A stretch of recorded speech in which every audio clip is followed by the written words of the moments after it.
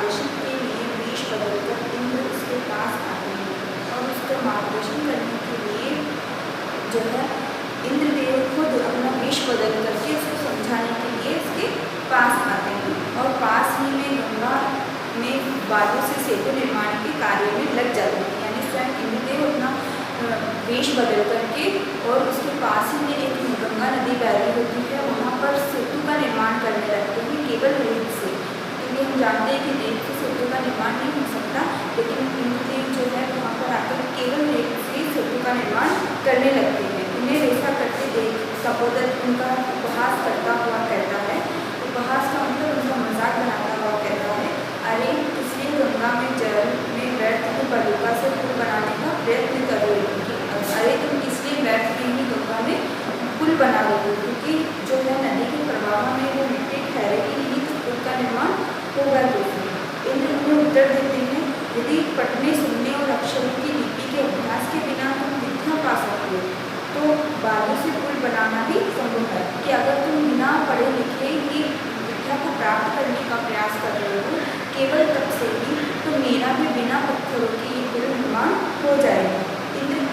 के अभिप्राय को जानकर तपोदत्त तपस्या करना छोड़कर गुरुजनों के मार्गदर्शन से विद्या का ठीक ठाक अभ्यास करने के लिए गुरुकुल चला जाता है और उनकी बात को मानकर के वो रीति अनुसार गुरुकुल जाकर के विद्या को प्राप्त करता है। अब आइए हम आगे चैप्टर स्टार्ट करते हैं। तत्परिवेशति तपस्या रति तपोदत्त, यानी कि उसके बाद में जो है तपस्या में लगा हुआ, तपस्या मतलब तपस्या में लगा हुआ तपोदत्त नाम का एक बालक प्रवेश करता है, यानी कि इससे पहले की जो घटना थी वो घटित हो चुकी है और उस घटना का जो आधा सारांश है, जो आधा अंश है वो मुझे यहाँ पर दिया हुआ है, इससे ऊपर की घटना घट चुकी है। और उसके बाद में एक तपोदत्त नाम का तपस्या में लगा हुआ बालक वहाँ पर प्रवेश करता है। तपोदत्त कहता है, अहम अस्मि तपोदत्त, वो अपना परिचय देता हुआ बताता है कि मैं तपोदत्त हूँ, बाल्ये पितृचरणे कलिष्यमानपि विद्या नाधित्वानस्मि तस्मात् सर्वे कुटुम्बीय मित्रे ज्ञातिश्च जनैः गृहीतो भवम्, यानी कि वो बताता है कि मैं गृहीत हूँ, मैं जो है तपोदत्त हूँ और बाल्यकाल से ही पितृचरणे यानी पिता के चरणों से, यानी पिता के चरणों से जिसे मारा गया हो, क्लेशमान दुख दर्द दिया गया हो, उसके बाद भी विद्या नाधित्वानस्मि, उसके बाद भी मैंने विद्या प्राप्त नहीं की, यानी बाल्यकाल से ही पिता के चरणों से जिसे मारा गया हो, क्लेश माने दुख दिया गया हो, उसके बाद भी मैंने विद्या को ग्रहण नहीं किया। तस्मात् सर्वे कुटुम्बी मित्रे ज्ञातिश्च जनैः गृहीतो भवम्, और इसीलिए तस्मात् का मतलब इसीलिए सर्वे कुटुम्बी यानी सभी परिवार वाले मित्रे के यानी कि दोस्त, ज्ञातिश्च जनैः यानी कि रिश्तेदार, गृहीतो भवन् मतलब मुझे निंदित और अपमानित किया है, यानी कि मेरे जो सभी कुटुम्बी हैं यानी परिवार वाले हैं, मित्र हैं, रिश्तेदार हैं, वो मुझे अपमानित करते हैं। ऊर्ध्वनिश्वास है यानी कि लंबी सांस लेकर के फिर वो कहता है, हाँ विधे कि मैं तुभ्या करता हूँ, हे विधे यानी कि हे ब्रह्मदेव कि मैं तुभ्या करता हूँ, कि मैंने ऐसा क्या कर दिया। अब वो लंबी सांस लेकर के कहता है कि जो है मेरे परिवार वालों के द्वारा, मित्रों के द्वारा, रिश्तेदारों के द्वारा वो मुझे निंदित किया गया है, तब भी मैंने विद्या को ग्रहण नहीं किया। इस प्रकार से पछतावा करते हुए सांस लेता है लंबी और कहता है कि हे विधे यानी हे ब्रह्मदेव मैंने क्या कर दिया, कीमत यानी क्या, इधर मया मतलब मैंने, और प्रथम का मतलब किया कि यह मैंने क्या कर दिया, कि दृष्टि यानी कैसे, दुर्बुद्धिता निश्चिता यानी कि कैसे मैंने जो मेरी बुरी सोच थी, कि मेरी कितनी बुरी सोच थी कि मैंने इतना सब होने के बाद भी विद्या को ग्रहण नहीं किया। एतदपि न चिंतेति, इतना भी नहीं सोचा, मैंने इतना भी नहीं सोचा। अब वो कहता है मैंने इतना भी नहीं सोचा कि विद्या जो है जीवन को जीने के लिए बहुत महत्वपूर्ण चीज़ है, पर मैंने ये भी नहीं सोचा। उसके बाद में वो आगे बोलता है कि परिधान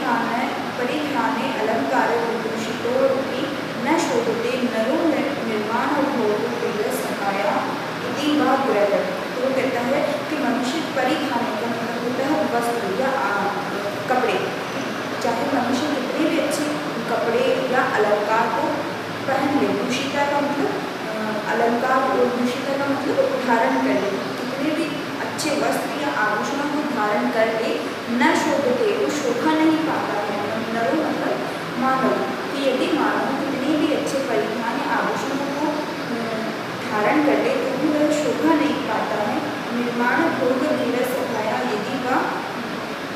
ग्रह मणि का भोग दिवा, यानी कि जिस प्रकार से जो सांप मतलब सांप जो होता है उसके सर पर मणि नहीं, क्योंकि हम देखते हैं कि सांप के सर पर मणि होता है, और जिस सांप के सर पर मणि होता है उस सांप की बहुत ज़्यादा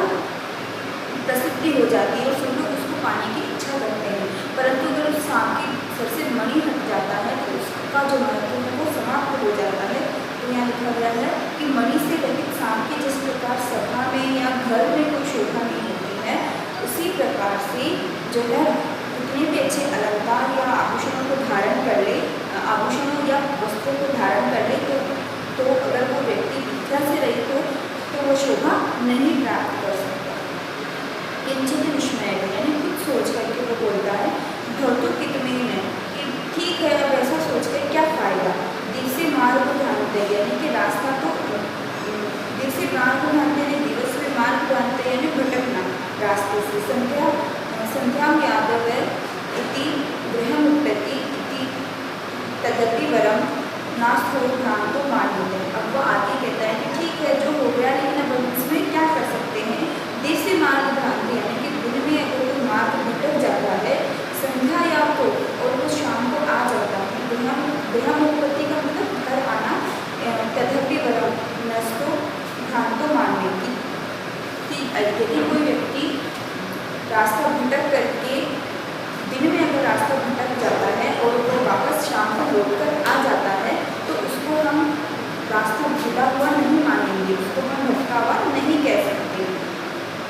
जैसे कि हिंदी में भी कहावत होती है कि जब दिन का भूला शाम को घर आ जाए तो उसको हम भूला नहीं मान सकते, वैसे ही उसने यहाँ पर यही बात कही। ऐसे इदानी तपश्चर्य उत्थाम प्राप्त उसमें, कि यह जो तपस्या चली, यानी तपस्या के द्वारा बुद्धा प्राप्त यानी बुद्धा प्राप्त प्रवृत्तस्मी, यानी कि प्रयत्न कर रहा हूँ। अब वो आगे कहता है कि यही सोच करके मैं अब जो है तपस्या के द्वारा बुद्धा को प्राप्त करने का प्रयत्न कर रहा हूँ। तभी अचानक जल के उछलने की ध्वनि सुनाई देती है। जलोच्छ्वाना ध्वनि श्रुत्वा, यानी जल के उछलने की ध्वनि सुनाई देती है। जब वह अपनी ये बात बता रहा होता है तभी पीछे से पानी की आवाज़ आती है। अये कुतो है जलोच्छन्नो ध्वनिया, कि अरे ये कुतो मतलब कहाँ से, उछलो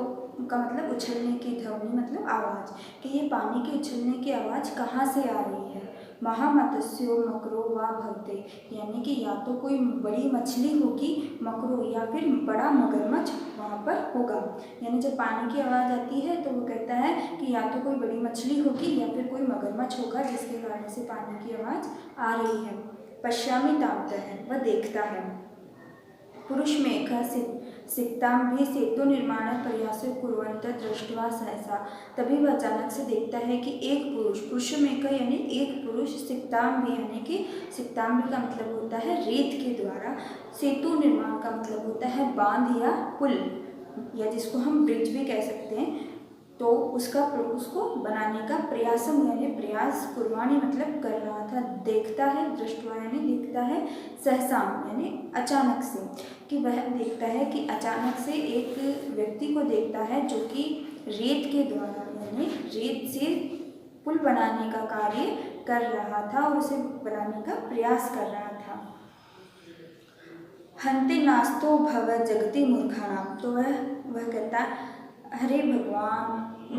नस्ते भावो जगति मूर्खाणा, कि नहीं इस जगत में जो है मूर्खों की कमी नहीं है। नास्ते यानी नहीं है, भाव मतलब है, जगति मतलब संसार में, मूर्खाणा मतलब मूर्खों की, कि इस संसार में मूर्खों की कमी नहीं है। तीर्थ प्रवाहायाम नद्या मूढ़ सिक्ताम भी सेतु निर्माण पर्यते, कि इतने तीव्र प्रवाह में जो नदी बह रही है, तीव्र प्रवाह मतलब तेजी के साथ में, नदी मतलब नदियाँ मतलब नदी, मूढ़ा का मतलब होता है मूर्ख, सिक्ताभी का मतलब होता है रेत के द्वारा, सेतु निर्माण पर्यंतते यानी सेतु निर्माण करने का प्रयत्नते मतलब प्रयास कर रहा है। कि इतनी तेज नदी से जिस नदी में पानी बह रहा है उस नदी में ये मूर्ख व्यक्ति जो है सेतु निर्माण करने का कार्य कर रहा है, वो भी रेत के द्वारा। तो ये देख करके सठासर पार्श्वमेव, ये देख करके उसे अचानक से हंसी आ जाती है और वो पीछे देखता है। भो महाशय, वो देखता है, किदम विद्यते, वो देखता है कि ये क्या हो रहा है। भो महाशय, अब वो उस व्यक्ति के पास जाकर के उसको कहता है कि हे महाशय, किदम विद्यते, क्या कर रहे हो। अलम अलम तव श्रमेण, कि बस करो बस करो। अलम अलम का मतलब बस करो बस करो, श्रमेण का मतलब परिश्रम करना, कि यह व्यर्थ का परिश्रम करना बस करो। देखो, अब वह पश्चिम का मतलब देखो, यानी अब वो आगे कह रहा है कि रामो बंधव यम सेतु शिलाभिर्मक्राले विधत्त बालुकाभिस्ति यास्ति तव मति रामताम। वो कहता है तवमति रामताम, वो कहता है कि जिस प्रकार से जो है वह श्री राम का उदाहरण देके उनको कहता है कि मकराले का मतलब होता है कि समुद्र, और शिलाभि का मतलब पर्वत या पत्थर, कि जिस प्रकार से समुद्र के ऊपर शिला के द्वारा राम ने सेतु का निर्माण किया था, तुम तो विधित यानी तुम भी बांध रहे हो बालुका भी स्त्री यानी रेत के द्वारा, यानी इस कार्य में तुम त्वरा यानी तुम राम यानी राम का ताम मतलब अतिक्रमण, कि तुम तो इस काम में राम का भी अतिक्रमण कर रहे हो। कि जो राम थे उन्होंने भी जो क्या किया था कि एक बड़े समुद्र के ऊपर पत्थरों के द्वारा सेतु का निर्माण किया था, लेकिन तुम तो इस रेत के द्वारा ही इस बहती हुई प्रवाहपूर्ण बहती हुई नदी के ऊपर सेतु का निर्माण करने का कार्य कर रहे हो, और इस कार्य में तुमने तो राम को भी काफ़ी अतिक्रमण कर लिया, यानी तुम उससे भी आगे निकल गए, कि तुम उनसे भी आगे निकलना चाहते हो, उनका भी रिकॉर्ड तोड़ना चाहते हो कि उन्होंने तो पत्थर से बनाया था और तुम रेत से बना रहे हो। चिंतये तावतः, सोचो तो, रिक्ताम सिक्ताम भी कि चित्र सेतु कुर्तु युज्यते। वो कहता है कि अरे तुम सोचो तो, सिक्ताम भी मतलब रेत से, कवचित्र सेतु यानी कि क्या सेतु का सेतु, कुर्तुम यानी बनाना, युज्यते मतलब जा सकता है, कि क्या तुम जरा तो सोचो कि क्या तुम रेत से इस बहती हुई नदी में सेतु का निर्माण कर सकते हो। तो वो पुरुष कहता है भोस्ते पापस्मिन, कि हे तपस्वी, उस तपस्वी को कहता है यानी कि तपोदत्त को कहता है कि हे तपस्वी, कथम मामू परुणस्ति, कि तुम मुझे क्यों रोकते हो। कथम का मतलब कैसे, और मामू रूपांति मतलब मुझे रोकते हो, कि तुम मुझे क्यों रोकते हो। प्रयत्न की न सिद्ध्यति भवति, कि प्रयत्न से क्या सिद्ध नहीं होता है। का आवश्यकता है शिलानाम, जो का मतलब क्या, आवश्यकता मतलब ज़रूरत, शिलानाम मतलब पत्थरों की, पत्थरों की क्या आवश्यकता है। सिक्ताम्भिरेव सेतु करिष्यामि संकल्प दृढ़तया, कि मैं रेत से ही सेतु का निर्माण करूँगा, यह मैंने अपने आप से संकल्प लिया है। तो वह उस तपस्वी को कहता है कि हे तपस्वी, कि तुम मुझे कैसे रोक रहे हो, प्रयत्न से क्या सिद्ध नहीं होता है, क्या सिद्ध नहीं होता है। त्रय आवश्यकता शिलाना, कि क्या आवश्यकता है उन शिला पत्थरों की, मैं तो रेत से ही जो है संकल्प को सिद्ध करता हुआ पुल का निर्माण करूँगा। तपोदत्त आश्चर्य से, अब वो जो तपोदत्त होता है वह आश्चर्य से देखता है। सिक्ताम्भिरेव सेतु करिष्यसि, कि तुम रेत से ही सेतु का निर्माण कर लोगे। सिक्ताम्भि जल प्रवाह स्थानयति किम, कि जरा तो सोचो, सिक्ताम्भि यानी रेत, जल प्रवाह यानी बहते हुए पानी में, स्थान यानी कि कैसे रुकेगी। आश्चर्य है कि तुम रेत से सेतु का निर्माण करोगे, क्योंकि रेत इस बहते हुए जल में कैसे रुकेगी। भवता चिंतयत न वा, क्या तुमने ये नहीं सोचा, क्या आपने ये नहीं सोचा। तो वह पुरुष कहता है सो प्रासम, यानी कि वह उसका मजाक बनाते हुए हंसते हुए कहता है मन में। फिर वो कहता है चिंतितम चिंतिताम, हाँ सोचा सोचा, सम्यक चिंतिताम अच्छे से सोचा। नाह सोपान मार्गे गर्तम मधिरूढ़ विषयसीन, वह कहता है कि मुझे जो है सोपान का मतलब होती है सिद्धियाँ, कि मुझे सीढ़ियों के द्वारा ऊंचे महलों में चढ़ने का विश्वास नहीं है। गठरम मधी रोग का मतलब ऊंचे महलों में, कि मेरे को सीढ़ियों पर चढ़ के ऊंचे महलों में जाने की आदत नहीं है, मैं इन चीज़ पर विश्वास नहीं करता। समुत्पलयेव गंतुम शमाक्षेत, मुझे तो यानी कि मैं तो छलांग लगा कर ही ऊपर जाने में समर्थ हूँ। मैं तो केवल छलांग लगा कर ही ऊपर जाऊँगा, और इतनी मेहनत क्यों करूँगा कि मैं सीढ़ियाँ चढ़ के ऊपर जाऊँ। तपोदत्त सवयंवर में वह जो है मुंह टेढ़ा करके, और वो थोड़ा सा उसको बुरा लग जाता है, इसलिए वो मुंह टेढ़ा करके बोलता है कि साधु साधु आंजनीय में अतिक्रमण, कि साथ अच्छा है तुमने तो इस कार्य में हनुमान जी का भी अतिक्रमण कर लिया है, कि तुम उड़कर ही जो है जल्दी से शॉर्टकट अपनाकर ऊपर जाना चाहते हो। इस कार्य में जो तुमने अंजनी पुत्र यानी अंजना के पुत्र कौन है, हनुमान जी के, उनका भी तुमने अतिक्रमण कर लिया, तुम उनका भी रिकॉर्ड तोड़ना चाहते हो। तो वह पुरुष कहता है सविमर्श में, यानी कि वो सोचता है पहले मन में, फिर बोलता है कुत्र संदेह किंचित, तुम क्यों संदेह करते हो। बिना लिपि अक्षर ज्ञान तपोरभि केवलम यदि विद्या विषय श्रीयुक्त सेतुरेशे तदा माम, तब वह कहता है कि बिना अक्षर ज्ञान के, यानी लिपि मतलब जो अक्षरों का ज्ञान है, उस बिना अक्षर ज्ञान के यदि तुम तप के द्वारा ही विद्या को प्राप्त कर सकते हो, यानी तप करके तुम विद्या को प्राप्त करना चाहते हो, मेहनत नहीं करना चाहते हो, तो उसी प्रकार से मुझे भी जो है ये यदि तुम्हें विद्या प्राप्त हो सकती है, तो मुझे भी जो है इस रेत के द्वारा सेतु का निर्माण करना है। कि अगर तुम बिना अक्षर ज्ञान के जो है विद्या प्राप्त कर सकते हो, विद्या को वश में कर सकते हो, तो मैं भी बिना पत्थरों के रेत से ही इस पुल का निर्माण करूँगा। तपोदत्त कहता है सवलक्षयम आगत्यम, तब तपोदत्त को मन में जो है लज्जा महसूस होती है, तो वह लज्जापूर्वक मन से कहता है कि यह मुझे ही लक्ष्य करके ये बात कह रहा है। अये मामो उद्देशिका, अरे तुम तो मुझे मामो उद्देशिका भद्रे पुरुष है अधिशिपति, कि अरे तुम तो मुझे ही जो है उद्देश्य करके ये बात कह रहे हैं, यानी कि ये भद्र पुरुष है, यानी श्रेष्ठ पुरुष जो है अधिक्षपति यानी मतलब डांट रहा है, कि ये मुझे ही लक्ष्य करके डांट रहा है। नूनम सत्रम पश्यन्ति, और हाँ मुझे इसकी बातों में जो है सत्यता भी